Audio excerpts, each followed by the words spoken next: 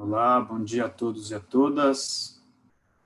Vamos esperar só mais um minutinho e aí a gente começa. Dá um tempo para todos entrarem.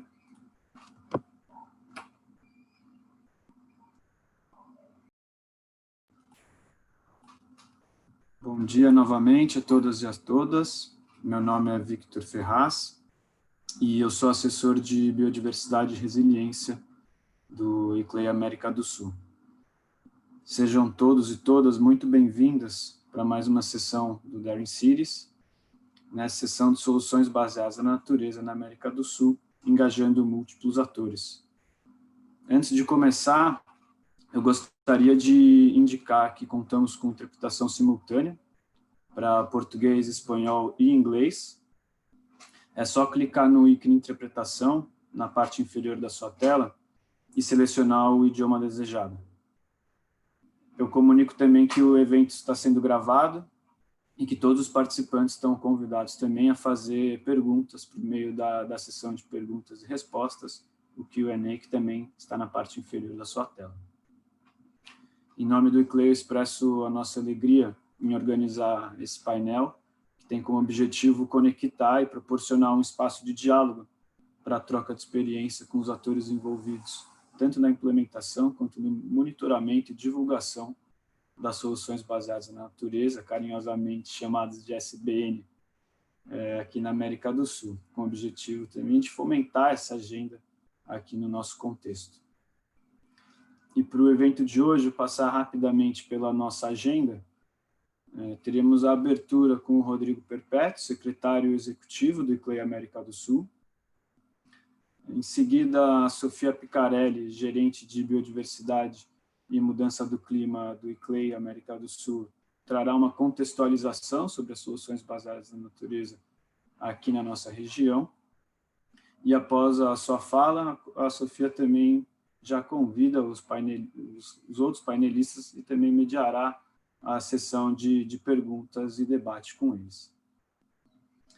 E para esse painel, teremos a Carla Hurtado, representando os governos locais. A Carla ela é técnica de projetos na Unidade de Mudanças Climáticas da Secretaria de Meio Ambiente de Quito, Equador. O Lucas Curtin, representando a juventude, os jovens. O Lucas ele é pesquisador e mestrando em gestão de recursos naturais e desenvolvimento na Universidade Tecnológica de Colônia, Alemanha, e participou, por meio de um programa de imersão realizado em parceria com o ICLEI, de uma pesquisa sobre o projeto Escola Sustentável na cidade de Betim, Minas Gerais. E de fevereiro a junho de 2020, o Lucas ele foi voluntário aqui no ICLEI América do Sul, onde apoia também o desenvolvimento de um projeto de certificação para as escolas sustentáveis. E para fechar esse painel, a Juliana Baladelli Ribeiro, que é analista de soluções baseadas na natureza na Fundação Grupo Boticário, e seu atual foco de atuação é em políticas públicas voltadas à conservação da biodiversidade, especialmente em ações de advocacy para a disseminação da importância do papel das áreas naturais na resiliência urbana. Após a fala dela, teremos o debate mediado pela Sofia. Então, convido a Larissa Heinrich, que é coordenadora de Biodiversidade e Resiliência do ICLEI América do Sul, para comentar um pouco sobre as oportunidades de engajamento e fortalecimento que estão acontecendo aqui na região e como o ICLEI está envolvido nessas ações. Com isso, para dar abertura à nossa sessão, tenho um orgulho de chamar o senhor Rodrigo Perpétuo para as saudações iniciais. Por favor, Rodrigo. Obrigado, Victor.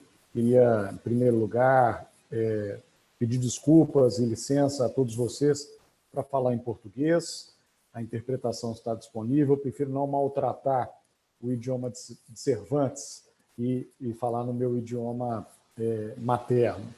Eu quero dizer que para o ICLEI América do Sul é um momento muito importante no âmbito do Daring Cities 2020, talvez seja o maior ou principal evento relacionado ao desenvolvimento sustentável nas cidades, nos territórios, a acontecer esse ano, poder trazer uma sessão com esse tema tão importante, o tema das soluções baseadas na natureza, na América do Sul, ressaltando dois princípios que para nós são muito caros. O primeiro, a articulação multinível entre várias camadas ou níveis de governo, de maneira preferencialmente complementar.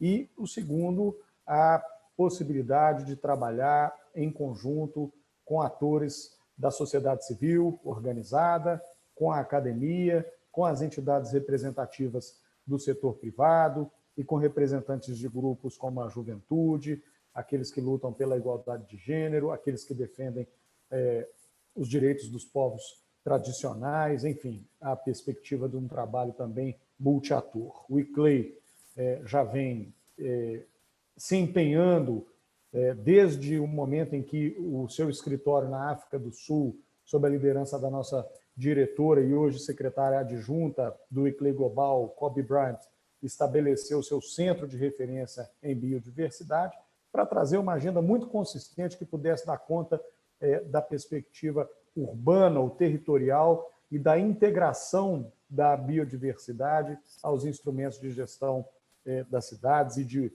uso e ocupação do solo.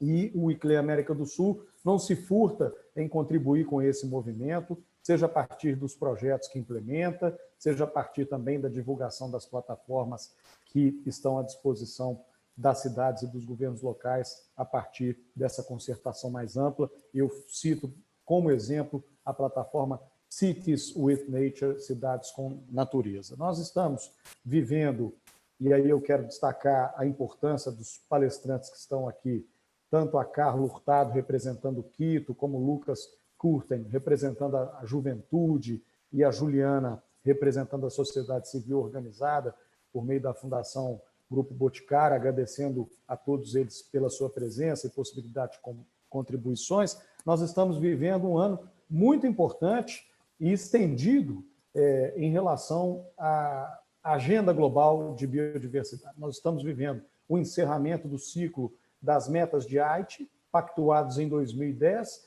e a reflexão em torno da nova década, da nova agenda global de biodiversidade que deverá ser implementada até o ano de 2030. Essa agenda deverá estar pronta e concertada até a COP15 de biodiversidade a se realizar em outubro do ano que vem na China, e o ICLEI América do Sul, integrado ao movimento global mais amplo, já realizou 2 movimentos de consulta e empoderamento dos governos locais. Um em parceria com a área metropolitana do Vale do Aburrá, em Medellín, em julho do ano passado, reunindo regiões metropolitanas do mundo todo, e outro em parceria com o governo do estado de São Paulo, em fevereiro desse ano, reunindo também governos regionais e municipais, não só do Brasil, mas como também de toda a América do Sul.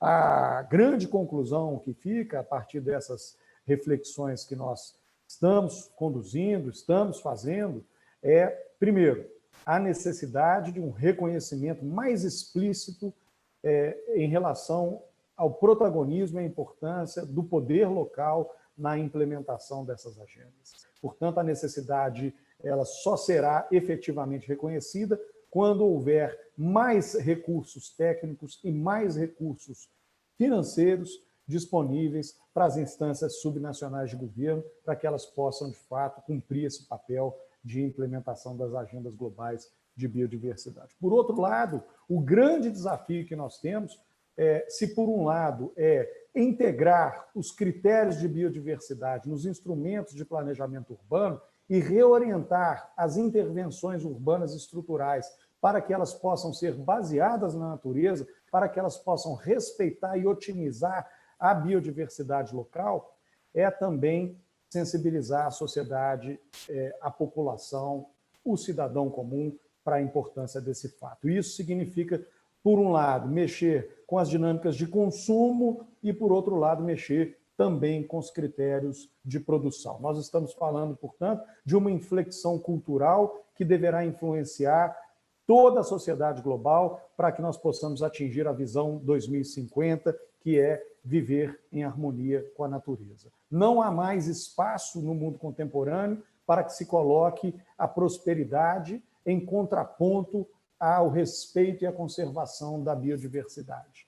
A contemporaneidade nos demanda compreender a prosperidade e o bem-viver somente com harmonia e respeito à natureza. E é nisso que o ICLEI acredita, e é esse o propósito desse encontro e de toda a agenda que a gente coloca em curso e em marcha, que permite uma maior compreensão e uma maior capacidade de implementação das agendas de biodiversidade ao nível local. Quero desejar a todos, portanto, uma excelente tarde de trabalho, uma boa reflexão e que a gente possa seguir nesse caminho de empoderamento da agenda de proteção, de conservação e de harmonia entre as cidades e a sua natureza e a sua biodiversidade. Muito obrigado.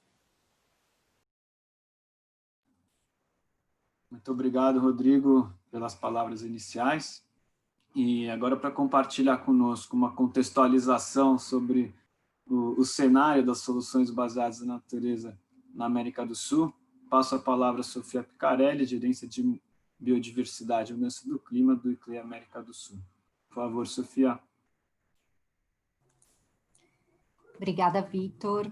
Boa tarde a todas e todos. A gente fica muito feliz de poder organizar uma sessão com um enfoque mais específico na nossa região, né, sobre soluções baseadas na natureza aqui na América do Sul, no contexto do Daring Cities, que vem trazendo tantos temas e pautas relevantes para orientar esse desenvolvimento mais sustentável das cidades, né, no contexto atual. E na nossa lógica de atuação, a gente vem trabalhando com uma série de iniciativas aqui na região, que depois, no final, a Larissa vai compartilhar um pouquinho mais, mas para contextualizar que toda essa nossa ação aqui na América do Sul, ela acontece muito vinculada a um dos 5 caminhos do ICLEI, que é o de desenvolvimento baseado na natureza, mas que também tem relação direta com vários, né, ou com todos os outros caminhos aí que orientam a atuação do ICLEI globalmente na nossa região. Então, para falar rapidamente como é que a gente vem olhando, né, para essa temática que é relativamente nova, né, que começou a ganhar força aí a partir de 2015, 2017, né, então poucos anos que a gente vem escutando esse termo de soluções baseadas na natureza, que ele vem sendo aí trabalhado também fortemente, né, pela UICN, mas também por uma série de outros atores que vêm compreendendo melhor a importância da temática e o potencial também de utilizar e disseminar cada vez mais o conceito, sendo aí principalmente a Europa e várias iniciativas que estão sendo implementadas por meio do programa Horizon 2020, um dos grandes promotores desse olhar para soluções baseadas na natureza. Então, de maneira muito rápida, como é que a gente enxerga, né? Porque por ser um termo muito recente, novo, existem várias interpretações, diferentes aplicações, diferentes conceituações, e é natural que também ele tenha que ser adequado, né, aos contextos nacionais e principalmente aos contextos locais de cada um dos países. Mas, em linhas gerais, ele reforça que a natureza é uma solução e não um entrave para o desenvolvimento. E que, diante de grandes desafios globais que a gente tem hoje, né, como o enfrentamento à mudança do clima, a emergência climática, o enfrentamento a desastres naturais, questões econômicas, de bem-estar social, segurança hídrica, segurança alimentar e também, né, um dos nossos grandes desafios de conter a perda da biodiversidade e a degradação de serviços ecossistêmicos, a natureza ela pode nos oferecer uma série de caminhos e soluções para serem aplicadas a fim de trabalhar aí com muitos desses problemas e desafios. E o conceito, então, ele nos apresenta algumas abordagens que já são muito aplicadas e que a gente já tem aí uma série de exemplos práticos, mas que às vezes ainda não estão utilizando o termo ou não se encaixam diretamente em uma dessas caixinhas. Falando muito rapidamente, né, quais são essas principais abordagens. Então, de restauração, de conservação, proteção, né, dos remanescentes vegetais e de matas nativas, da gestão desses ecossistemas e dessas áreas verdes, da aplicação de infraestrutura verde, infraestrutura natural, e outras abordagens específicas de acordo com o contexto e com o desafio a ser abordado, como, por exemplo, a adaptação baseada em ecossistemas. E claro, né, que essas abordagens, elas dão linhas macro e orientações gerais para ações, né, que podem acontecer tanto no nível de um lote, de uma casa, de um bairro, de uma região, de uma cidade e de todo um estado ou um continente, né? Então, elas têm diferentes escalas, mas no fim do dia, a gente quer tirar um pouco essa pauta, que às vezes ainda era muito vista como uma pauta só de conservação, ou só de técnicos, né, muito especialistas em fauna, flora, e quer mostrar que, na verdade, ela é uma pauta que pode ser transversal e que ela pode conversar cada vez mais com o ambiente construído, com infraestruturas macro, né, de desenvolvimento de cidades, regiões, e principalmente com estratégias, né, econômicas e de desenvolvimento econômico e social. Então, por quê? Porque a natureza nos oferece uma série de benefícios, né? Assim, muitas das nossas atividades do dia a dia, a água que a gente toma, o ar que a gente respira, a comida que a gente come, a casa que a gente vive, a roupa que a gente veste, tudo isso vem de algum componente da natureza, e ela pode nos oferecer sempre uma série de benefícios. E a lógica, né, de então a gente começar a mostrar a natureza como uma solução é justamente essa, para reforçar os co-benefícios, as oportunidades, e mostrar que cada vez mais, né, estruturas que utilizem, que reforcem os serviços ecossistêmicos e a biodiversidade, né, do local onde ela vai ser implementada, ela pode oferecer uma série de oportunidades, não só o fim específico, se é uma medida de drenagem, se é uma medida relacionada à produção de alimento ou à qualidade do ar, ela pode oferecer uma série de outras vantagens para as pessoas que vão interagir com aquela medida. E aqui na região, agora a gente vai passando algumas fotos e exemplos de cidades que estão super atentas a essas oportunidades e vem trabalhando, né, tanto em projetos que a gente também, como ICLEI, segue aí apoiando para encontrar caminhos para viabilizar a implementação no território, mas também muitas iniciativas que já estão na prática, principalmente naquelas abordagens de conservação, de restauração e de manejo, né, de áreas verdes e de recursos naturais. Então, a gente fica muito feliz de ver que essa é uma pauta que vem ganhando força na América do Sul e que faz muito sentido, né, para a nossa região, porque muitos dos nossos países, eles possuem, né, taxas aí riquíssimas de biodiversidade, de fauna, flora, com muitas espécies endêmicas, ecossistemas únicos. Então, é uma riqueza muito grande que a gente tem aqui e que ela precisa ser melhor compreendida, melhor estudada, melhor avaliada e, principalmente, ser vista como uma grande oportunidade para o desenvolvimento regional. E também um dos aspectos interessantes, né, que o conceito de soluções baseadas na natureza permite é justamente reunir uma série de diferentes especialistas, de conhecimentos específicos, de atores de diferentes setores que podem juntos aportar, né, com os seus conhecimentos técnicos e com as suas especialidades aí de atuação diária, para pensar de forma conjunta, né? Isso se vincula muito ao princípio de cocriação, que é promovido, né, quando a gente fala aí de soluções baseadas na natureza, porque não é uma solução que vem pronta.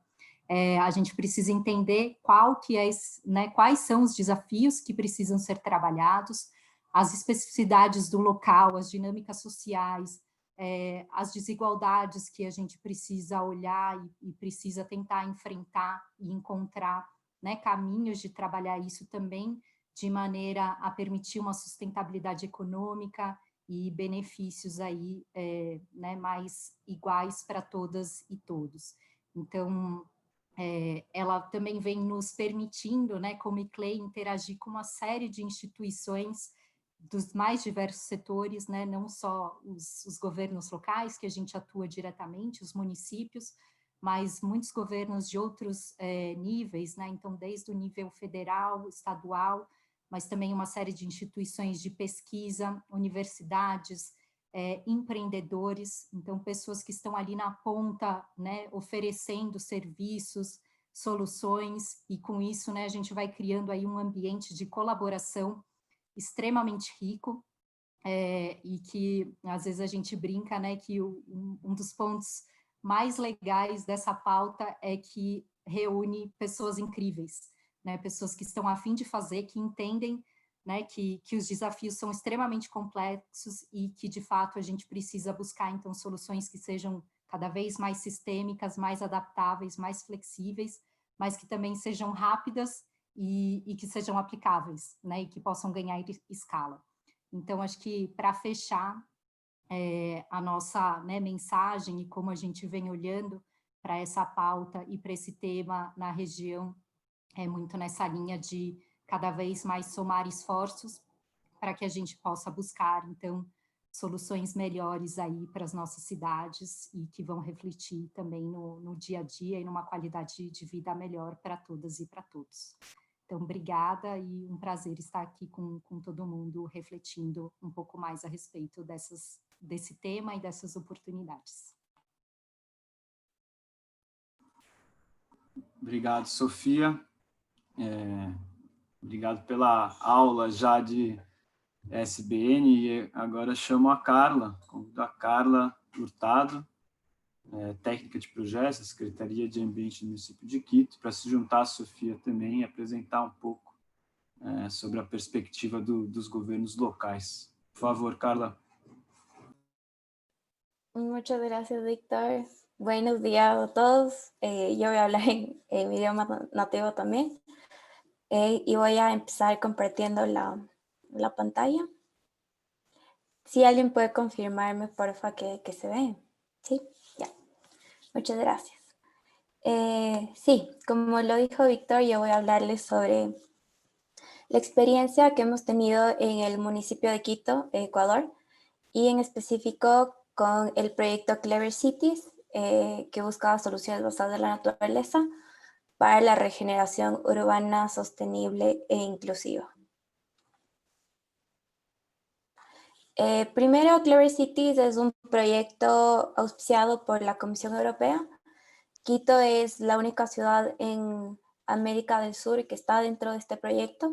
Como ustedes pueden ver, en Clever Cities tenemos a varias ciudades europeas como Londres, Hamburgo y Milán, que son las ciudades líderes, y Malmö, Madrid, Larissa, Belgrado, Esfanto, George, que son las ciudades acompañantes, al igual que Quito. En la ciudad de Quito, Clever Cities tiene un enfoque que está centrado en la ciudad y busca fomentar la regeneración urbana sostenible e inclusiva. Esto a través de la co-creación y la co-implementación de soluciones basadas en la naturaleza que buscan mejoras sociales, ambientales y económicas. Como dijo Sofía, las soluciones basadas en la naturaleza tienen varios co-beneficios, no solo ambientales, sino también sociales, económicos, culturales. Entonces, eso es lo que tratamos de buscar con Clever Cities en la ciudad de Quito, y enmarcado en dos grandes temas como son el cambio climático y la resiliencia. En este punto es importante recalcar que en la ciudad de Quito, el barrio de intervención es San Enrique Velasco, y aquí para nosotros es bastante importante la corresponsabilidad ciudadana y esa participación de la ciudadanía, porque al final creemos que para poder tener un proyecto que sea sostenible en el tiempo, tiene que estar involucrada la comunidad, y por eso hablamos de la co-creación y también de la co-implementación de soluciones basadas en la naturaleza. Para la planificación urbana, las soluciones basadas en la naturaleza son bastante importantes porque son acciones que se apoyan en los servicios ecosistémicos para responder a una serie de desafíos globales, como el cambio climático, y al mismo tiempo proporcionar bienestar humano y beneficios a la biodiversidad. Todo esto enmarcado en el desarrollo urbano sostenible y bajo en carbono. El objetivo de Clever Cities en Quito son las intervenciones de soluciones basadas en la naturaleza co-creadas en distritos pilotos para producir modelos replicables en barrios que tengan similares características al barrio en el que nosotros estamos trabajando y que puedan replicarse no solo en la ciudad, sino también en la región. Para contarles un poco de Clever Cities Quito, es importante recalcar que el equipo está conformado por el municipio de Quito a través de la Secretaría de Ambiente, el Fondo Ambiental, la Secretaría de Planificación a través de la Dirección Metropolitana de Resiliencia y con la consultora privada Yes Innovation también, que es otro de los socios del proyecto a nivel global. El área de intervención en Quito es del barrio San Enrique Velasco. Es un barrio que está ubicado al noroccidente de la ciudad. Es un modelo de barrio periurbano. Entonces, no es un barrio en donde normalmente se hacen estas cosas. Entonces, eso también es bastante innovador, porque este barrio no está ubicado en el centro económico de la ciudad. Además, tiene características bastante importantes, como ustedes pueden ver aquí. Es un barrio isla. Está delimitado naturalmente por 2 quebradas. Entonces, son componentes naturales bastante importantes que ya existen en el barrio y que queremos revalorizar. También en la parte de atrás hay un bosque protector. Entonces, esas son las características de este barrio. Es un barrio en ladera. Eso también es bastante importante recalcar. Y tiene algunas características socioeconómicas importantes. Para ejemplificar eso, por ejemplo, tenemos un índice de pobreza y desigualdad en la ciudad de Quito que es del 7.8% más o menos, y en el barrio San Enrique Velasco es de un 12.8%. Entonces vemos que esto es un poco más alto en San Enrique. Como ustedes podrán ver aquí, el barrio es un barrio completamente gris, por decirlo así. Hay algunas calles que todavía son calles de tierra y obviamente tiene un componente natural bastante importante, ¿no? Que son las quebradas y también el bosque protector que está atrás. Pero también es importante recalcar que el área verde versus el área edificada es bastante pequeña. Estamos hablando de 3.4 hectáreas de área verde versus 352 hectáreas de área edificada. Entonces es bastante complejo. Y también para darles una idea de cómo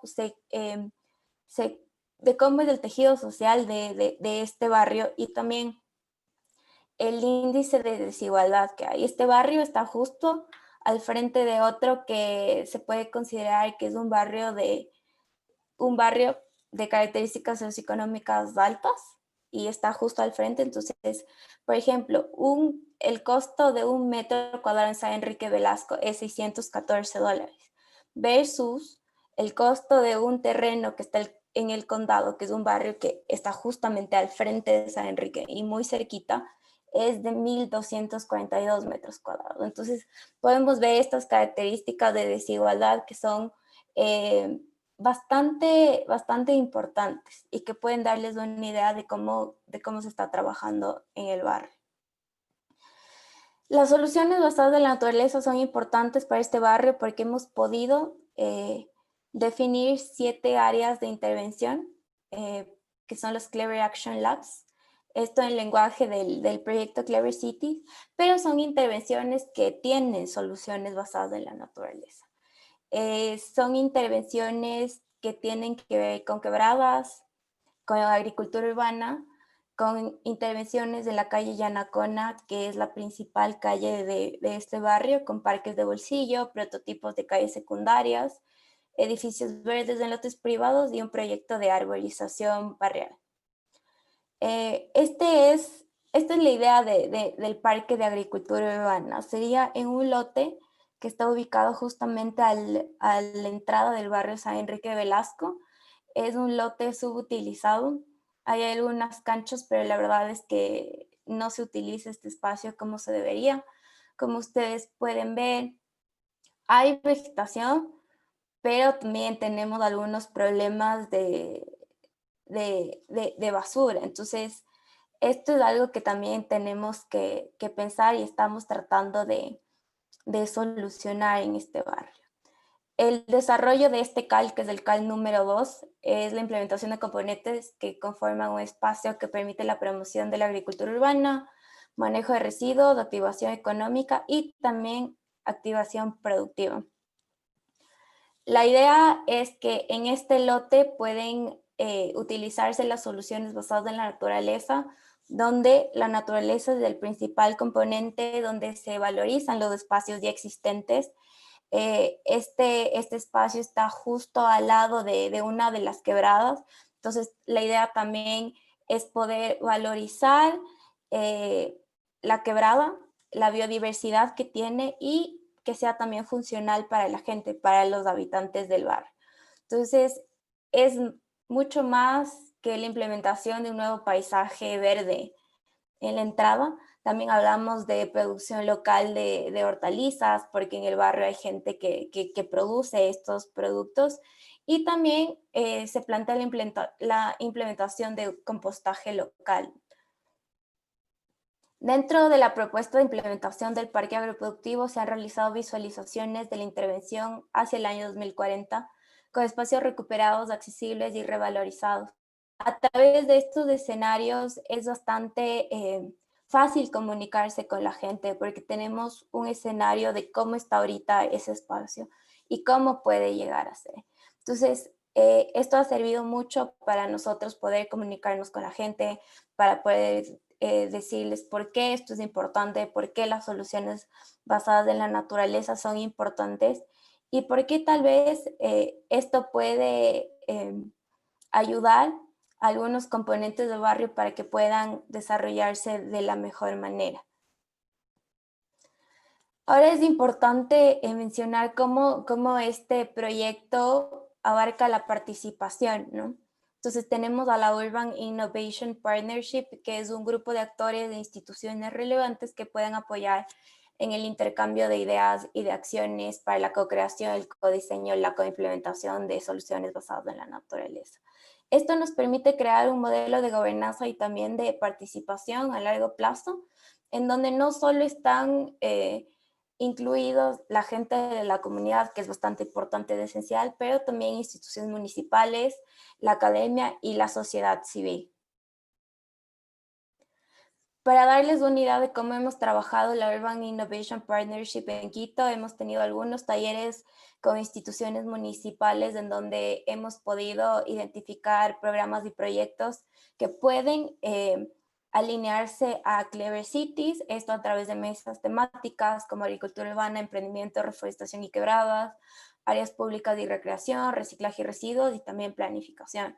Además de esto, tenemos un canal de comunicación constante con la comunidad, y no solo con los líderes barriales, sino también con los diversos grupos sociales que existen en el barrio, como el grupo juvenil, el grupo cultural, el grupo de los adultos mayores y demás. Entonces, esto nos ha ayudado a poder identificar sinergias y también llegar a una especie de punto medio entre cuáles son las necesidades y prioridades de la comunidad alineadas a soluciones basadas en la naturaleza y cómo algunas instituciones municipales pueden apoyarnos en este proceso. Aquí ustedes pueden ver, tuvimos una salida de campo con algunos miembros de la comunidad de San Enrique. Muchas veces es bastante común que haya algún tipo de duda sobre estos proyectos, ¿no? Y más cuando lamentablemente no existen fondos o financiamiento directo del proyecto para esto. Sin embargo, pudimos tener una visita de campo con ellos para mostrarles cómo podemos revalorizar los espacios ya existentes en el barrio, cómo la naturaleza puede ser algo esencial y cómo esto puede cambiar la vida en general del barrio y la dinámica también que existe ahora. Para la implementación de soluciones basadas en la naturaleza es necesario indicar que dentro del proyecto Clever Cities no existe un financiamiento directo para la implementación de soluciones basadas en la naturaleza.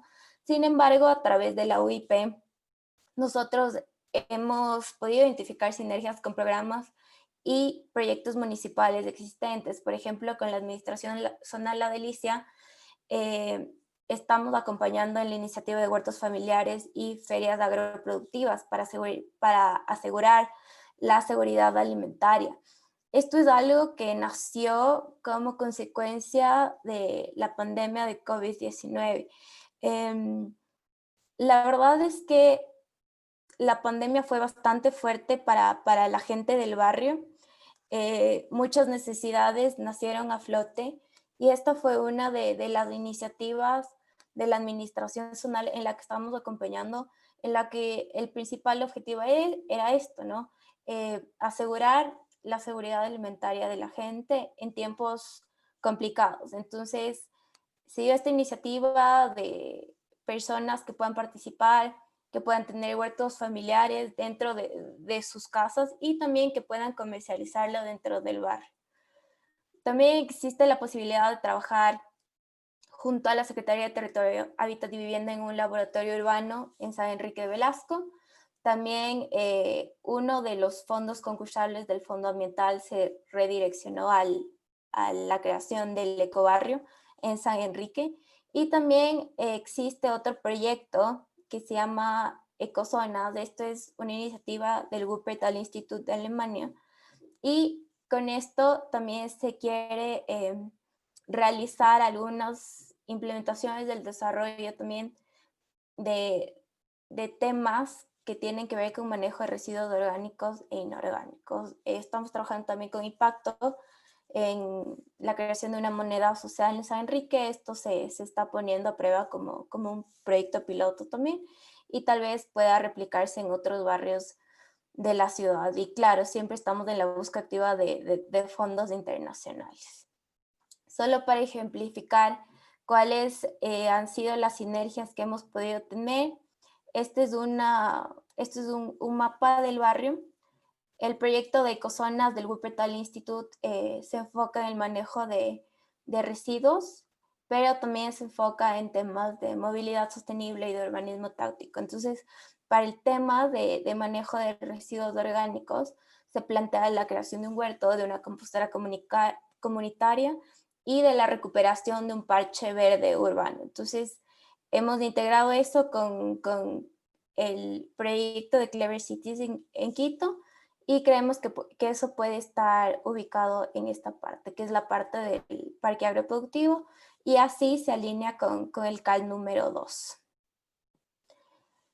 Es importante decir que uno de los objetivos del proyecto también es el plan de soluciones basadas en la naturaleza, y para esto es importante la vinculación con procesos de planificación y de ordenamiento territorial a nivel local. Entonces, tenemos esta vinculación con el Plan Metropolitano de Desarrollo y Ordenamiento Territorial a través de la integración de soluciones basadas en la naturaleza en la política de cambio climático de la Secretaría de Ambiente, que tiene que ver con carbono neutro y la compatibilidad con el clima. Asimismo, con el Plan de Uso y Gestión de Suelo, hemos trabajado con el equipo que está encargado de esto a través de talleres y también proponiéndoles estándares urbanísticos alineados con soluciones basadas en la naturaleza para que estos se puedan incluir a los tratamientos y a los estándares urbanísticos. Asimismo, tenemos esta vinculación extremadamente importante con el Plan de Acción Climático de Quito. Actualmente la ciudad está desarrollando este plan junto a la asesoría de C40 y se ha trabajado en la integración de soluciones basadas en la naturaleza y del proyecto como parte del Plan de Acción Climático. El plan de acción, además de tener una visión de carbono neutralidad y de reducción de riesgos, tendrá una visión de soluciones basadas en la naturaleza, que es bastante importante. Y además, las actividades de Clever Cities estarán dentro de las acciones de barrios y parques ecoeficientes, manejo adaptativo del agua y gobernanza y fortalecimiento de capacidades. Además, es necesario indicar que como parte del Plan de Acción Climático, existe una consultoría en donde se hará un análisis de cobeneficios de este CAL número 7, que es el proyecto de arborización. Esto como parte de los espacios verdes para la reducción de isla de calor. Y claro, este proyecto en la ciudad de Quito nos deja bastantes aprendizajes, pero también algunos retos, y yo quería contarles un poco de eso, y con esta lámina termino. Los retos son el financiamiento para las soluciones basadas en la naturaleza, a pesar de que hemos conseguido identificar sinergias con proyectos y programas existentes de la municipalidad y ha sido exitoso. Todavía nos falta asegurar financiamiento para otro tipo de implementación. Entonces ese es un reto bastante grande. Al principio nosotros nos topábamos con que las soluciones basadas en la naturaleza es un concepto poco conocido en la ciudad, pero poco a poco hemos podido transmitir y difundir el concepto de soluciones basadas en la naturaleza y también el trabajo que se está haciendo en Clever Cities. Y muchas veces es difícil también aterrizar este concepto técnico y ponerlo en práctica, principalmente hablando de la vinculación con la comunidad. Es difícil muchas veces hablarles en este lenguaje bastante técnico, entonces hemos tenido que buscar maneras de transformar ese lenguaje para que ellos puedan entender y también puedan involucrarse mucho más en el proceso. Y el COVID es un reto, sigue siendo un reto. Nos hemos topado con algunas necesidades que tal vez antes no eran tan visibles, por ejemplo, seguridad alimentaria, también el acceso a internet o el acceso a un dispositivo electrónico. Estos son algunos retos con los que nos hemos topado hasta ahora. Pero claro, hemos aprendido bastante del trabajo con la comunidad porque es esencial. Como dije anteriormente, no solo hemos trabajado con los líderes barriales, sino también con los diversos grupos que forman el tejido social del barrio, entonces eso es bastante enriquecedor.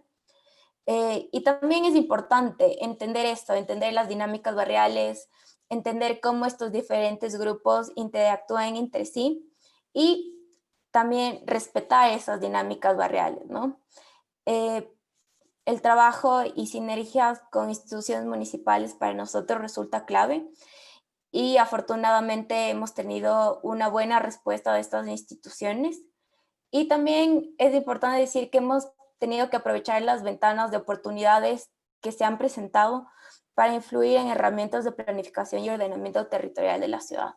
Justamente coincidimos en los tiempos de actualización del PUCS, del PMDOT y también del plan de acción, entonces hemos podido satisfactoriamente influir en estas herramientas de planificación de la ciudad. Con eso termino. Muchas gracias por su atención. Muitas gracias, Carla. Muito obrigado por compartilhar com a gente os avanços de Quito na temática e representar tão bem as vozes dos governos locais na América do Sul nesse debate. E com isso eu passo a palavra para o nosso representante da juventude aqui, o Lucas Curtin. Por favor, Lucas. Hello, everyone. Do you see my slides? Just please quickly confirm. Perfect. Okay. Yeah, first, thank you very much. And hello, everyone. As you can see, my slides are in Spanish, but I'm going to talk in English.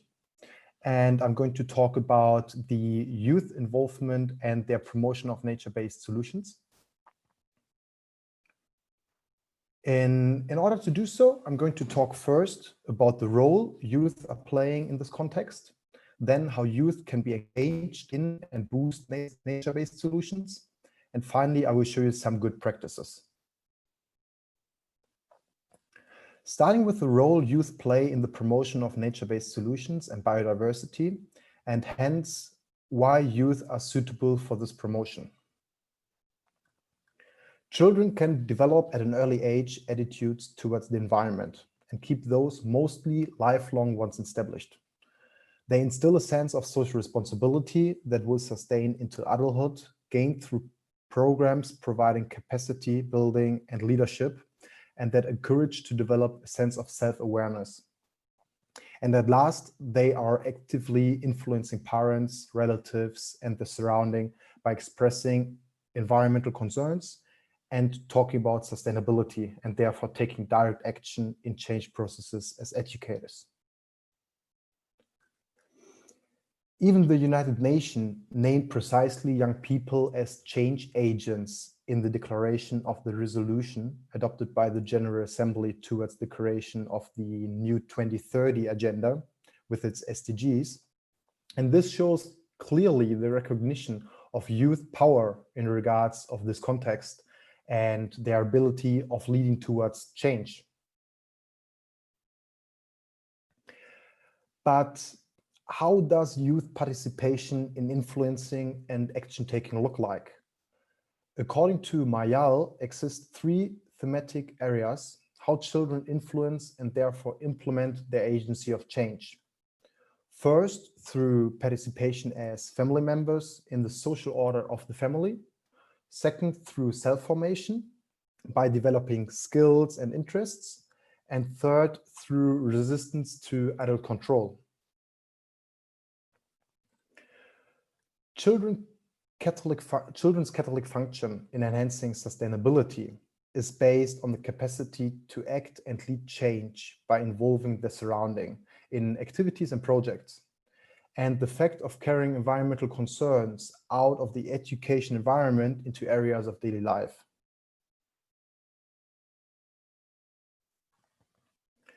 Von Braun developed a framework of children's agency towards sustainability, which shows nicely the influential interconnections children are unidirectional and bidirectional facing, with the final result of enhancing environmental, social, economic, and cultural sustainability. As you can see, according to his findings, children's capability of leading towards change is influenced by basic needs and in interrelation with education and the social environment. For instance, some children in Australia are environmental concerned and substantially unsatisfied with local environmental conditions, discussed these issues with parents and thus changed their environmental behaviors and attitudes. And children in El Salvador and the Philippines approached awareness raising about disaster risk reduction in the community and even took action regarding this topic. But why are children taking action? Well, an active agency might be partly explained by findings that children feel their knowledge and actions as important to share with others. In addition, some youth distinguish themselves and take roles that usually is taken by an adult in order to educate others. Even more promising towards a successful agency is the observation that some children not only act as ambassadors, but even embody the status of family advisors. Coming to the last question regarding the role of youth as change agents. Are youth successful? Are youth successful as change agents? And yes, they definitely are. Children have the ability to bring significant change in the environmental practices of the community if they are provided with opportunity, which is very important to mention. Moreover, there is evidence of intergenerational knowledge transfer from children to parents through materials children can take home, such as homeworks. And these conduits are crucial to connect the home and support children in their role as change agents. In addition, youth can serve as good messengers to different groups. For instance, youth usually are very effective in reaching other young people, members of the communities and family, such as parents. And finally, young people are more likely to take risks because in most cases, their livelihoods are not being directly threatened, and they tend to have fewer time constraints than adults who often have work and family commitments. So as conclusion, children influence attitudes and behaviors as effective intergenerational environmental change agents for the betterment of their community. And this is even supported through a GfK survey with more than 75,000 households in 11 European countries. And GfK revealed that children are by far the biggest influence with 45% regarding environmental concerns. And therefore purchasing decisions on household decision makers, which is, from my understanding, a quite representative finding. But the question how to engage youth and boost nature-based solution remains still unexplained and will be answered now with different types of environmental actions and through characteristics of these actions.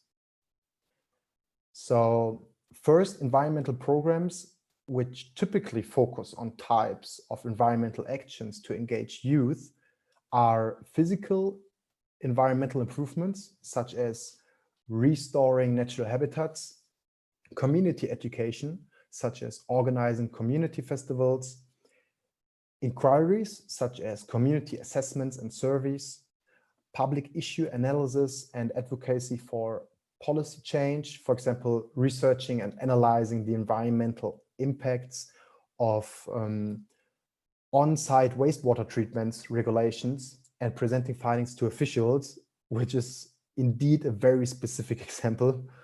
And the last one are products or services contributing to community development, such as sustainably growing food and distributing these to local food pantries. The second group, so types, the characteristics, which are types of these types of actions require specific characteristics in order to have, on the one hand, a successful outcome, and on the other hand, and even more important, to be successful in the involvement of youth. There is evidence that long period activities lead to a more permanent engagement and action taking, but as well that high density activities, which represent short-term engagements, for example, in form of summer programs or summer schools, summer camps, have important impacts on youth development because such events can serve as turning points in which youth self-understanding can change dramatically.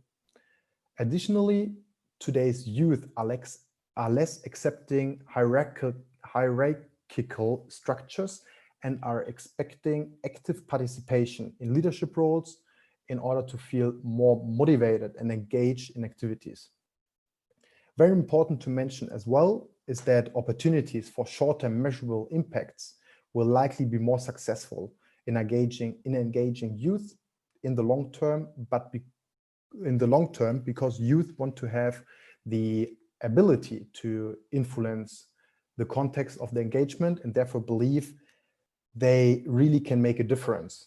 And hence complex long-term goals, such as, for example, just simply saying reducing CO2 emissions, need to be broken down into smaller measurable objectives. So coming now to the last big part of the presentation, and with that to existing good practices, where I'm going to show you two examples.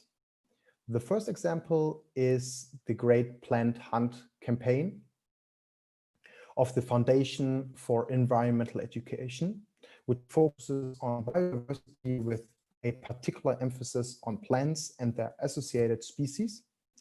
Currently, the Great Plant Hunt is running in 14 European countries, where schools from joint countries can participate. And the objectives of this campaign are developing young people as advocates for conservation, the promotion of local biodiversity actions, to develop science-based resources in line with the Convention on Biodiversity Principles to allow teachers to promote biodiversity education activities. And lastly, to promote critical thinking by go and see study approach, which is in other words, through learning by doing. And as example, I'm showing you the one Italian school, the school Ise Tommaso Silvestri in Trevigiano, sorry for the pronunciation, which built a school nursery by raising plants through collected seeds of native species that can be planted in nature. Furthermore, the school planned to create a vegetable garden with local species as well, which however is unfortunately right now suspended due to the pandemic, but luckily found implementation at home, where many students made their own vegetable garden with exciting results, as you can see on the pictures on the right. The second example is the Sustainable School Program as part of Líderes do Futuro of ICLEI South America, which actually is close to my heart since I am part of its development. And the Sustainable School Program seeks a redefinition of the existing school philosophy towards each area of sustainability. The idea is that the school should live the whole school approach, which means that everyone in the school is involved in sustainable actions and even as much people as possible in the decision-making process, especially pupils, of course. This is firstly important to create a self-identification with the activities, and secondly, to create incentives for the children to actually want to be part, which is in line with what I said regarding the question of how to engage youth.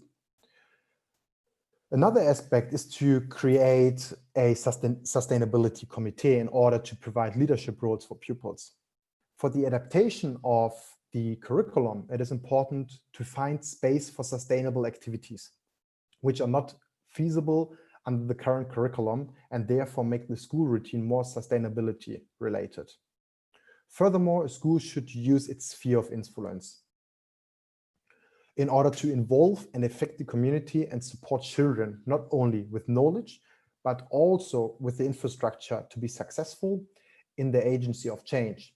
Especially nature-based solutions and biodiversity actions are activities which can be done nicely in the school's surrounding community as well. Hence, respective issues in the school are likely to be an issue in the community too. And finally, a school should have an action plan where the desired activities are listed.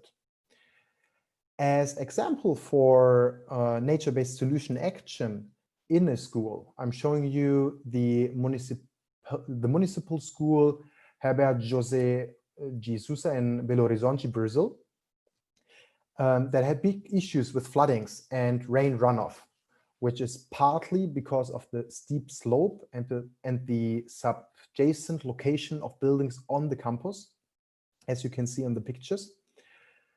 Additionally, an issue was that the rainwater didn't infiltrate into the ground as quickly as necessary.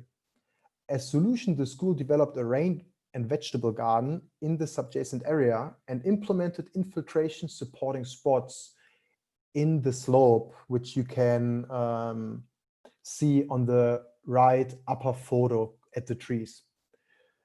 The whole activity was characterized through an active participation of the pupils, as you can see as well on the photos, and finally reduced the rain runoff, and even the flooding issue disappeared, which is quite remarkable, I would say. Even, and this is, I think, very important to mention, whilst the direct neighborhood remains still affected by similar issues. Yeah, that's from my side, and thank you very much. Muchas gracias y muito obrigado to everyone. Muito obrigado, Lucas, por sua contribuição, trazendo essa perspectiva dos jovens, mas também agregando um olhar da academia sobre o tema. Muito obrigado. E para encaminharmos, convido nossa terceira e última painelista dessa sessão, Juliana Baladelli Ribeiro, analista de soluções baseadas na natureza da Fundação Grupo Boticário. Por favor, Juliana. Olá, boa tarde. Vou compartilhar a tela aqui. Confirma para mim se está vendo, Victor? Sim, estamos vendo. Boa tarde a todos e todas. Para alguns, talvez ainda bom dia, não sei de onde estão assistindo. Sou a Juliana Ribeiro, vou falar um pouquinho para vocês sobre a nossa experiência da Fundação Grupo Boticário com redes de cocriação para soluções baseadas na natureza e como nós temos feito para engajar múltiplos atores nesse tema. A Fundação é uma fundação privada, né? Esse ano a gente completa 30 anos de atuação. Temos construído essa história, né? Principalmente com apoio a projetos de conservação da biodiversidade, e recentemente tivemos aí, na véspera de fazer 30 anos, algumas alterações, né, no nosso formato de atuação. Então, deixa eu ver se eu escondo aqui, ó. A gente atua com os principais focos. A gestão de reservas naturais. Nós temos 2 reservas particulares, uma fica na Mata Atlântica e outra fica no Cerrado. Nós atuamos em alguns territórios prioritários, onde a gente busca o enfoque, né, e o foco para transformação local, engajamento da sociedade, e aí no nível nacional, e não somente nas temáticas que a gente atua, mas uma temática mais diversa de conservação, né, via redes sociais, artigos específicos sobre algum tema que esteja sendo debatido no momento, e agendas nacionais. Então, com essas agendas, a gente busca daí não uma atuação territorial local, mas aí mexer com agendas nacionais, com diretrizes, políticas públicas, em determinados temas. Então, os nossos territórios prioritários são, para esse ciclo, a Bacia do Miringuava, que é uma bacia hidrográfica no entorno aqui da cidade de Curitiba, onde fica a sede da Fundação, a Baía de Guanabara, e que não é só a Baía de Guanabara, mas sim a região hidrográfica da Bahia, que compreende 17 municípios, cujas bacias hidrográficas contribuem para a Baía de Guanabara, a Chapada dos Veadeiros, que fica na região ali no entorno da nossa reserva, e o Lagamar, que é essa região aqui no litoral do Paraná, litoral do Paraná e litoral de São Paulo, onde tem uma grande iniciativa que chama Grande Reserva da Mata Atlântica, o maior contínuo de Mata Atlântica do Brasil, que existe agora essa iniciativa que busca preservar e aliar o desenvolvimento sustentável dessa região. As nossas agendas são principalmente o foco em turismo, em áreas naturais, né, como promover a conservação da biodiversidade e, ao mesmo tempo, melhorar a experiência desse turista que busca as áreas naturais. Uma agenda de oceano, também é muito focada para políticas públicas para a preservação da zona costeira, né, dos ecossistemas de zona costeira, e cidades baseadas na natureza, que é o que eu vou falar um pouquinho mais, né? É uma agenda que busca trazer as soluções baseadas na natureza para cidades resilientes. Então, a gente sabe, né, que, como todos temos percebido, os desafios são imensos e têm ficado cada vez mais acentuados, né? Os desafios que já existem naturalmente nas cidades, eles estão sendo acentuados pelos impactos da mudança do clima. Então, a gente tem, essa aqui são todas as notícias de fevereiro de 2020, a gente teve aí depois, logo em seguida, a pandemia veio e ocultou um pouco, né, tudo isso que aconteceu no comecinho do ano, mas quase todas as cidades do Brasil quebraram recordes históricos de precipitação. Então, a gente teve chuvas muito acima do normal, a gente teve aí em Belo Horizonte, a cidade praticamente, né, com grandes problemas aí, enfim, por causa de chuvas extremas. Ao mesmo tempo, a gente também tem estiagens muito prolongadas. A região aqui onde eu moro, que é onde fica a Fundação Grupo Boticário, em Curitiba, a gente está enfrentando uma estiagem que ninguém nunca tinha visto assim tão longa, né, com rodízio de água, e ao mesmo tempo que quando vem uma chuva, como aconteceu aí o mês passado, por acaso o meu carro foi coberto de telhas, né, de um temporal com vento. Então, assim, você fica um tempão sem chuva e a hora que chove é um temporal. Então, a gente está percebendo que realmente as cidades precisam se adaptar. E não dá mais para fazer da forma como a gente fazia antes, né? Não dá mais para fazer a infraestrutura urbana como era antes, não dá mais para considerar para as obras de drenagem, não dá mais para considerar a série histórica, né? Porque está tudo mudando muito, né? A precipitação mudando muito, temperaturas também atingindo recordes, né? De altas temperaturas em várias cidades pelo mundo todo. Então, esse novo momento exige um novo tipo de atuação. A gente não pode mais continuar fazendo as coisas da mesma forma como fazia antes e achar que vai ter um bom resultado, né? Porque todos os erros que nós cometemos no passado acabaram nos trazendo para esses desafios enormes que nós estamos enfrentando hoje. E o que a gente percebe, que o trabalho em rede, ele nos fortalece muito.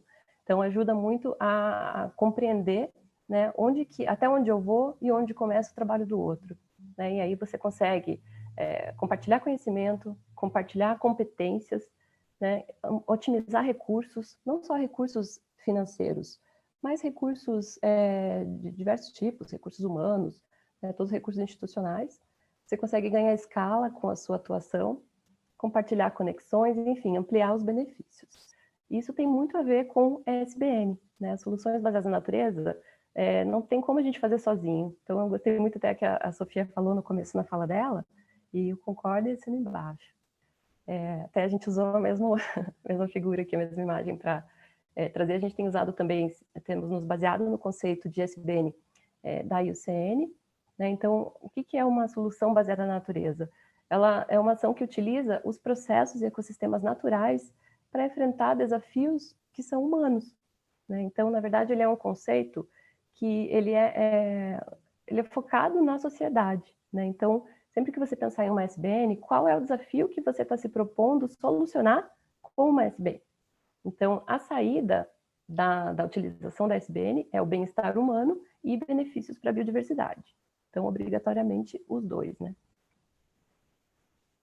E os critérios, né, do padrão global de SBN que foram lançados bem recentemente pela IUCN, dois deles trazem isso bem claro, né? Então, como número 2, o projeto de SBN é pautado por escala, considera interfaces e partes interessadas. E o número 5, SBN é baseado em processos de governança inclusivos, transparentes e empoderantes. Os colegas que falaram aqui antes de mim trouxeram isso muito claramente, né? Não tem como você trazer uma proposta de uma iniciativa ou uma ação de SBN de cima para baixo, sem considerar o beneficiário dessa solução, sem considerar a comunidade onde essa solução vai ser implantada, né? Porque aí a tua chance de sucesso ela vai diminuindo conforme você reduz a transparência e a participação social. E aí alguns tipos de rede, né? Então, tem um tipo de rede mais centralizada, onde você tem uma organização ou uma pessoa que centraliza a informação, apesar de compartilhar com várias outras. Descentralizada, você tem aí vários pontos e cada ponto com a sua própria sub-rede. E uma rede mais distribuída, onde os atores têm um peso igual ou parecido na atuação. E o que a gente tem aprendido trabalhando com rede?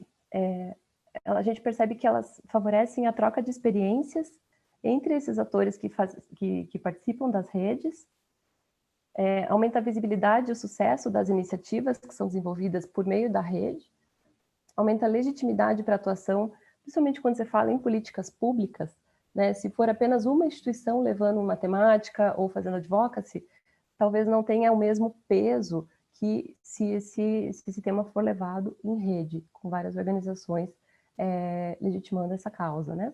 O senso de pertencimento, que é gerado pela cooperação ativa, quando você ajuda a construir aquela, enfim, uma ação, uma temática, você acaba tendo mais interesse no resultado que vai ser obtido no final. Aceleração da curva de aprendizagem, né? A gente percebe que é muito mais fácil e mais rápido aprender com quem já errou antes. Então, e todos nós já erramos, né? Todos nós já começamos projetos que acabaram por algum motivo tendo alguns desafios ou tendo alguns problemas, e aprendemos com isso e contornamos esses problemas. Então, quando você trabalha com outras organizações, a troca de aprendizados ela é muito rica.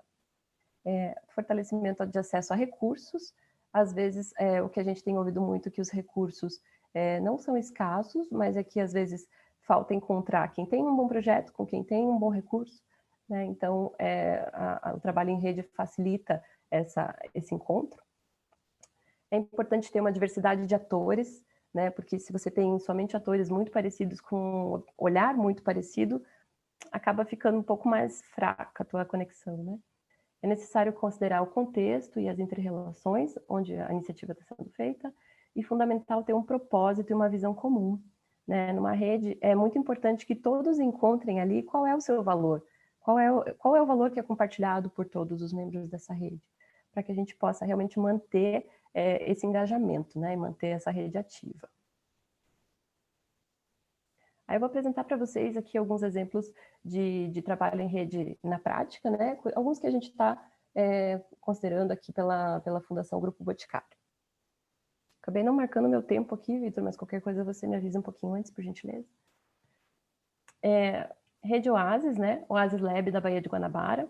É uma rede de atores em prol de soluções baseadas na natureza para resiliência costeiro-marinha na região hidrográfica da Baía de Guanabara.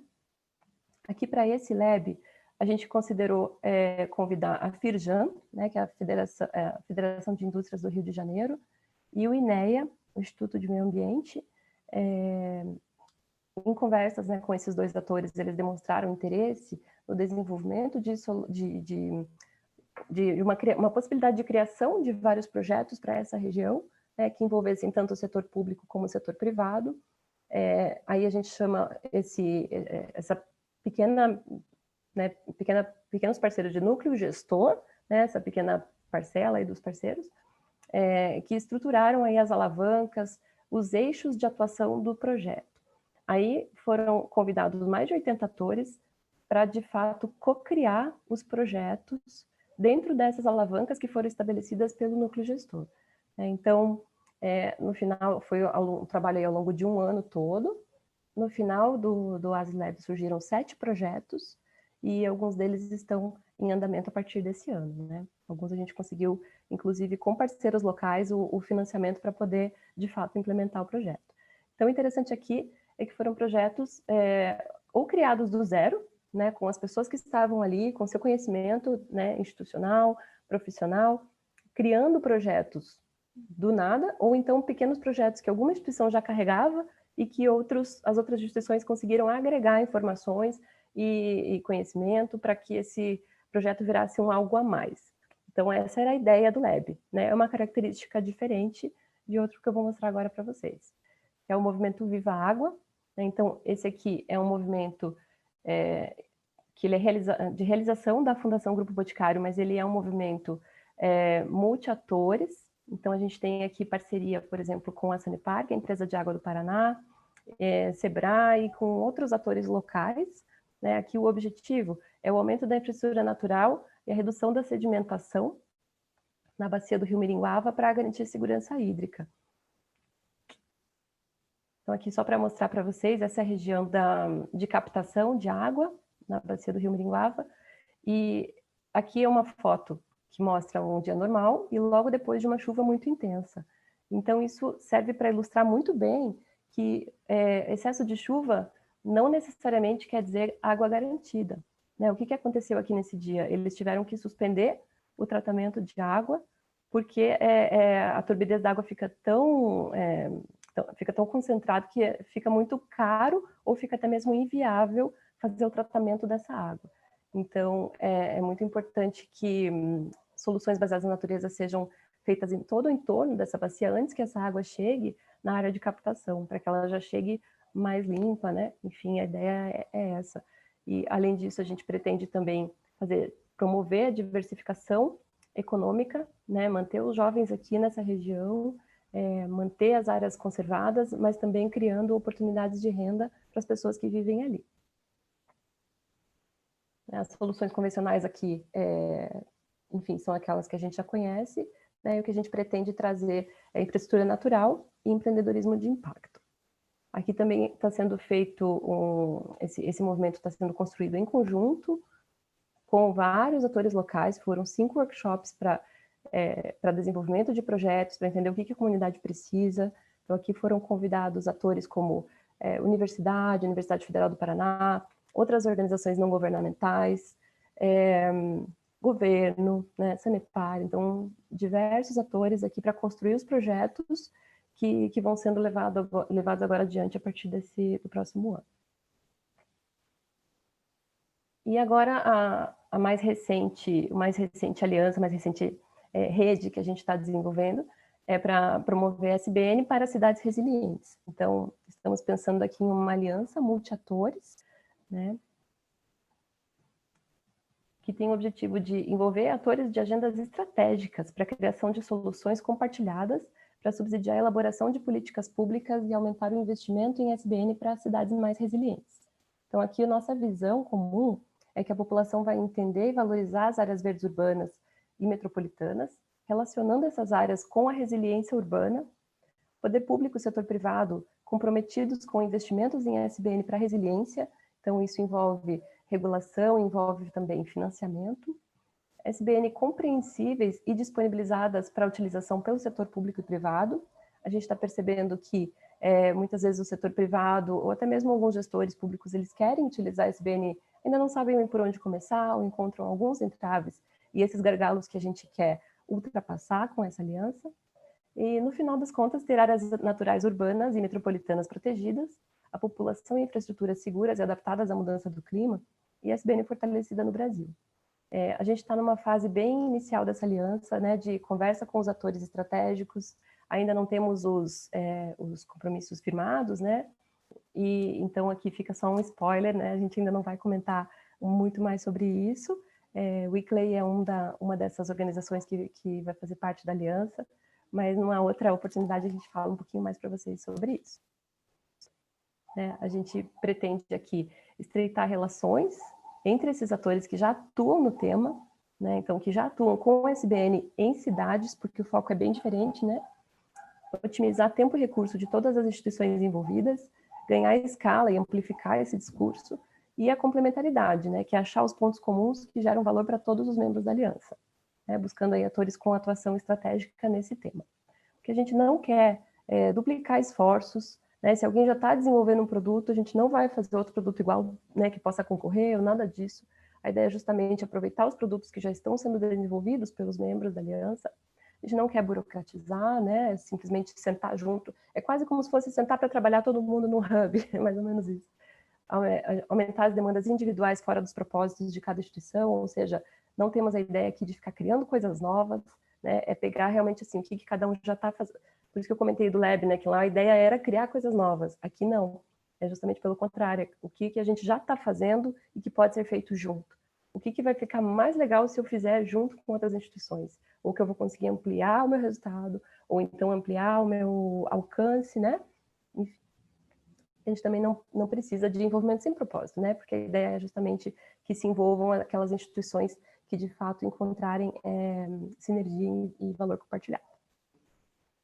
A gente acredita aqui que a natureza faz parte de cidades saudáveis e resilientes, e por isso esse tema é mais do que urgente e necessário, não só no Brasil, no mundo todo.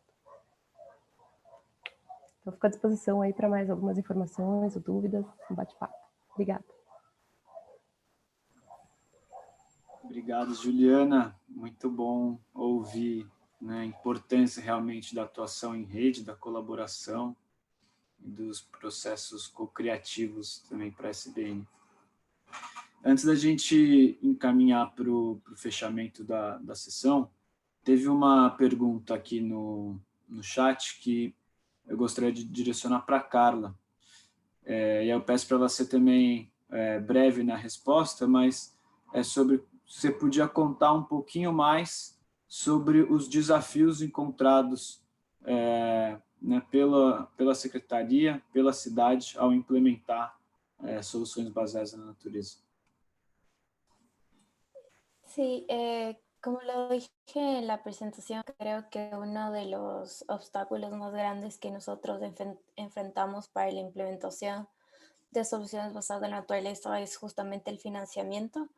Creo que todavía hay esta creencia de pongamos recursos en este tipo de soluciones tradicionales que hemos venido usando por 40 o 50 años. Siempre existe no sé si decir miedo, pero también esta expectativa a este tipo de soluciones nuevas que tal vez no se hayan probado antes. Entonces, yo creo que ese es uno de nuestros obstáculos mayores. También creo que en ese sentido se nos ha dificultado un poco realizar las actividades que teníamos propuestos para hacer en el barrio durante este año, básicamente por la pandemia del COVID. Y creo que eso también ha sido no solo un obstáculo, sino también un tipo de aprendizaje para nosotros. Creo que hemos podido comprender de mejor manera cómo el tejido social de esta comunidad, de este barrio de San Enrique Velasco, se ha visto afectado y cómo también es vulnerable ante estas cosas. Entonces, creo que esos han sido los obstáculos mayores. Muito obrigado, Carla.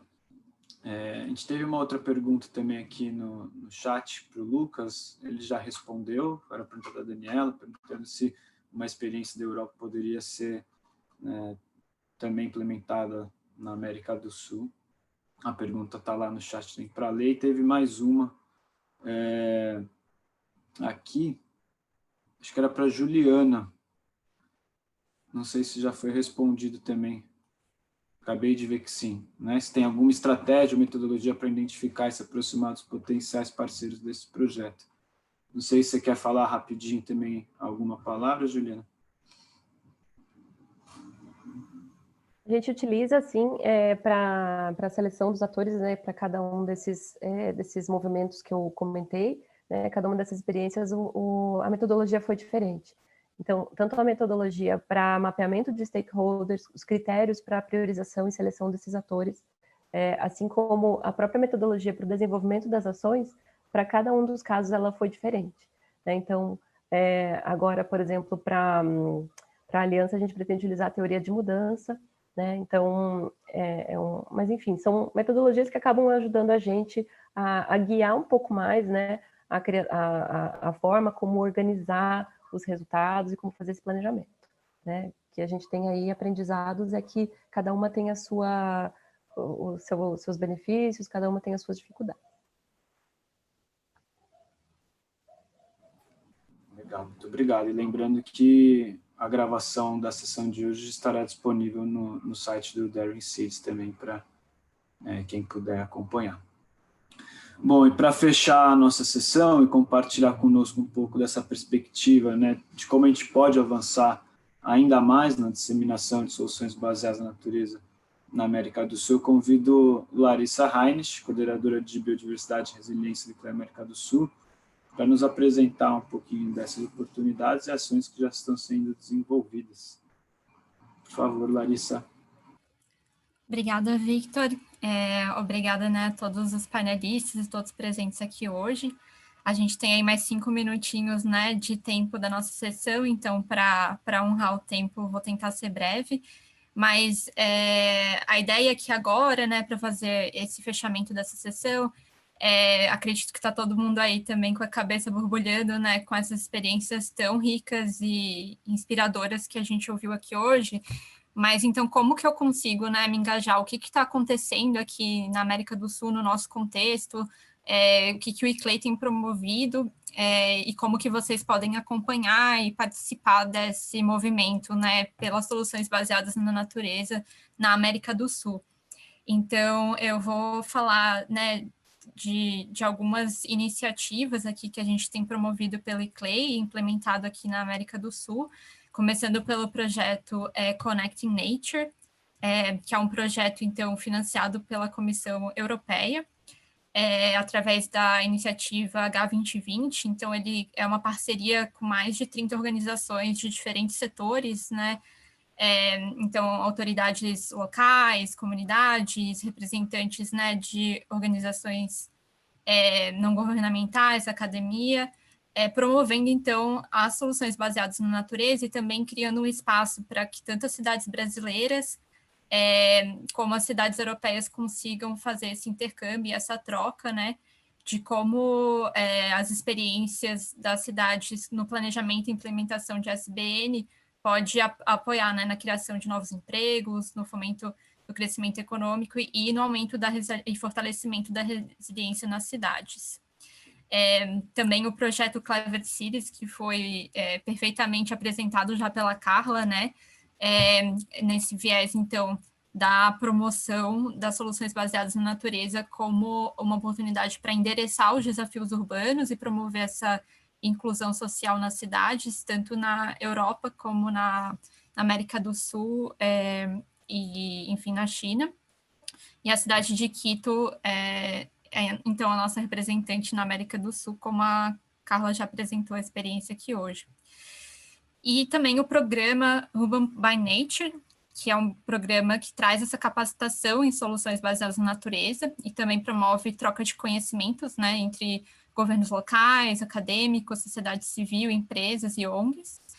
E daí eu deixo aqui o convite também para vocês se registrarem, né, para acompanhar os eventos promovidos no âmbito do Urban by Nature. A gente promoveu uma série de webinários que contaram com a apresentação de experiências, muitos focados também no contexto, né, aqui do Brasil.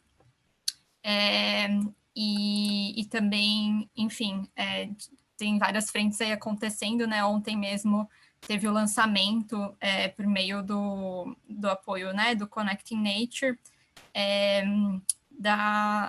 dessa plataforma de empresas que estão baseadas na natureza e que vai fornecer, então, uma vitrine internacional para essa divulgação de produtos e serviços que alavancam a agenda de SBN. Então, convido vocês a acompanharem também essas divulgações.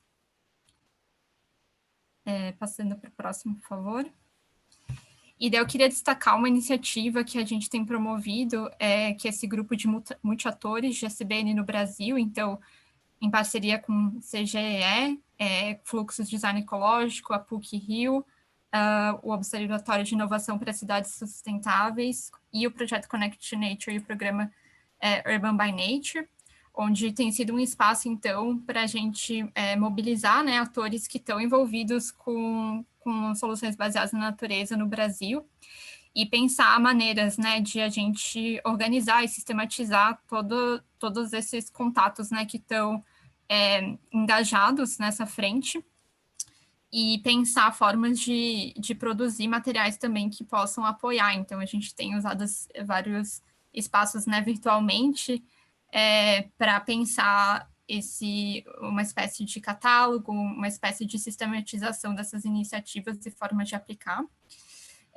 E daí, nesse âmbito, eu queria destacar também um convite, né, agora no dia 5 de novembro, das 4 às 18, o CGE e o Ministério da Ciência, Tecnologia e Inovações do Brasil vão fazer o lançamento da plataforma Observatório da Inovação de Cidades Sustentáveis, né, que está aqui, e vai ser uma oportunidade, né, para olhar esse mapeamento e divulgação de SBNs inovadoras contextualizadas aqui no Brasil, então conectando também a iniciativa privada, o setor público, a academia e a sociedade civil. Próximo, por favor. E daí falar também de outras oportunidades aqui pela ICLEI, né, em parceria aqui com a The Nature Conservancy UCN, que é o Cities with Nature, que é a nossa iniciativa global, onde os governos locais e subnacionais podem reportar a ação local, né, nesse âmbito da biodiversidade, divulgar o que estão fazendo e também trocar, né, com outros membros. Então, aqui está o QR Code, se vocês apontarem, né, com o celular, conseguem ser direcionados diretamente, e a gente fica aqui à disposição também, a equipe aqui do ICLEI América do Sul, para todos os governos locais e subnacionais que estejam ouvindo e sentirem, né, enfim, o interesse de participar desse movimento global, para a gente conseguir cada vez mais reforçar, né, a contribuição importante local para a biodiversidade e levar essas mensagens para a próxima negociação da próxima Conferência das Partes. E daí eu vou finalizar com algumas sub-redes temáticas que são promovidas pelo ICLEI, começando pela sub-rede temática de áreas protegidas locais, que foi uma subrede criada e lançada no âmbito do projeto Áreas Protegidas Locais, que é implementado pela GIZ em parceria com o ICLEI e com a UCN. Então, é uma oportunidade para governos locais, né, e subnacionais que estejam engajados com a temática de áreas protegidas, com a proteção e conservação da biodiversidade, ou que também tenham interesse de saber mais, né, as possibilidades para melhorar essa gestão. Esse vai ser um espaço, então, onde a gente tem também webinars no tema. Agora, no dia 6, a gente vai ter um próximo webinar que vai olhar para o tema de reservas da biosfera e também outras, né, medidas assim de gestão, olhando para essa interface urbano-rural. E, enfim, é um espaço de trocas, né, onde recebem mails com oportunidades e informações sobre capacitações que estão disponíveis. Próximo, por favor. E a subrede temática City Food, que olha, então, para esse tema, né, de segurança alimentar e segurança do alimento, e principalmente essa relação das cidades com seus entornos periurbanos e rurais, que mesmo como foi mencionado aqui, né, pelas apresentações, essa temática do alimento cada vez mais, né, tá aí no radar, principalmente pela questão da pandemia. A cidade de Quito é membro do City Food, junto com São Paulo, Rio de Janeiro, mais recentemente Curitiba, no Brasil, Quito e Rosário, na Argentina. Então, também deixo aqui esse convite para essa subrede que olha com muito carinho para essa questão das políticas alimentares, de como a gente consegue promover, né, apoiar a produção local, a produção de alimentos agroecológicos e que gerem esse impacto positivo. Eu acho que era esse meu último slide. E daí aqui a gente deixa o nosso super obrigado nos 3 idiomas, né? Talvez até mais aqui nesse público internacional que nos acompanhou hoje, mas que como a gente também está olhando com muito carinho aqui para a nossa região, né? Para a América do Sul. Então, queria deixar aqui já em nome do ICLEI, né? Da organização do Daring Cities, especialmente também aqui da equipe do ICLEI América do Sul. Nosso obrigado a todos os painelistas hoje, todos os participantes, e reforço o convite para que sigam acompanhando, né, essas iniciativas que eu mencionei aqui, e fiquem atentos às nossas mídias sociais, ao nosso site, aos nossos canais de comunicação, que a gente também está sempre compartilhando lá oportunidades de engajamento e informações relevantes nesses e outros temas, para apoiar aí o desenvolvimento sustentável e de baixo impacto. Muito obrigada. Muito obrigado a todos e a todas, e com isso encerramos essa sessão do Daring Cities.